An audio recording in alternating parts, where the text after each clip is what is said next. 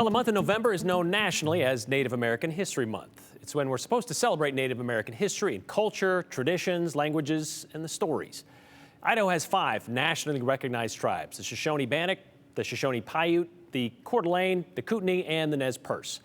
The Nez Perce, well, they weren't the first tribe Lewis and Clark encountered in Idaho on their way west, but they were the tribe that made sure the expedition continued after the Corps Discovery crews wandered into North Idaho hungry and cold. It's kind of a culture of the Nez Perce, welcoming, which is exactly how they reacted to the arrival of the Catholic priest in the 1840s. Together, they would build the Cataldo Mission, which is Idaho's oldest standing building, and that was completed 170 years ago in 1853.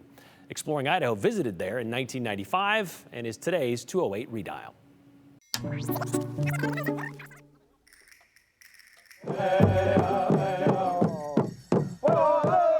It's not that long ago.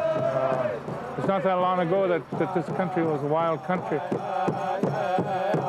All this area in here, this is where our people roam these hills, and just being here, you can feel the spirits of our people are still here. In the mountains of North Idaho, it's a day to remember. Like ancestors before them, members of the Coeur d'Alene tribe drum and dance a celebration. Modern-day warriors, the tribe's elders, and the youngest generation are all here to mark the coming of the Catholics. They had this ancient medicine man chief in the 1700s who had a vision, and his power was a raven who could circle and tell him about coming events.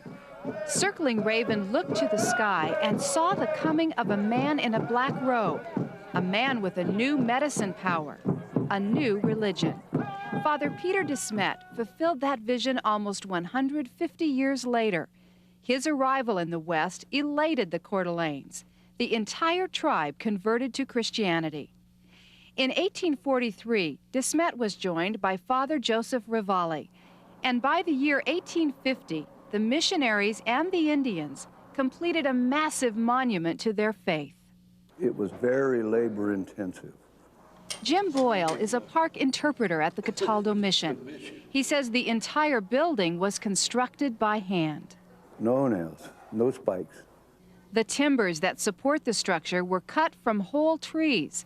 The Coeur d'Alenes cut them with a handheld axe. They were joined together with wooden pegs to form a skeleton for the building. Most of them probably had never even seen a log cabin, and they had not seen buildings. And all of a sudden, they were involved in the building of this huge structure back in 1850. It must have been really an awesome experience for them to be part of. Father Thomas Connolly says the Coeur d'Alenes labored with passion for their new God. Families worked together, building the walls with willow branches, grasses, and mud. 145 years ago, these were the actual fingerprints made by an individual that was working here. Left them for us to see and know that they were here. Slowly, the rough outline of a building became a church.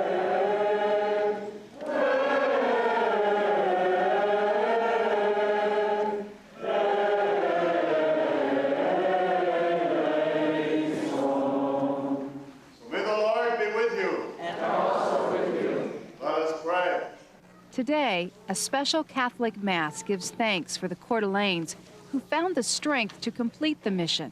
This was a symbol of the faith and dedication of a small tribal people who had resisted every other change.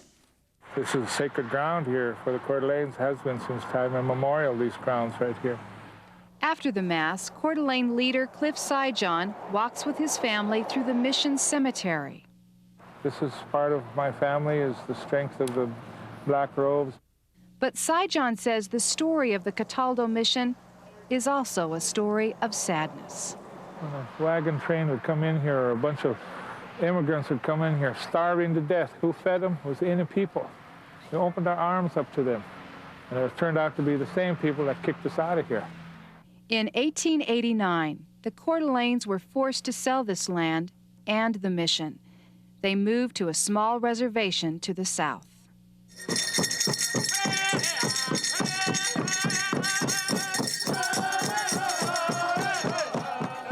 Today, they come back to drum and dance on this land that was once theirs. We are here today to share the goodness of this earth and the goodness of our hearts with everyone. Their celebration honors ancestors who roamed these mountains, who lived in teepees under the trees, and who met their new religion with enthusiasm and strength. You ask me, what significance does this hill have? It has a lot for us to come back to. It gives us a sense of this is still ours. Well, 2 years after its completion, the Treaty of 1855 was the first of many treaties to take land and freedom away from the Nez Perce, the Ninipu, culminating in the Nez Perce War of 1877, and then you heard about that Treaty of 1889. Cataldo Mission underwent extensive restoration over the years following in the 1920s and then the 1950s, and by 1962, it was designated a National Historic Landmark. It's also known as the Mission of the Sacred Heart, and it's open daily. You can find it just east of Coeur d'Alene.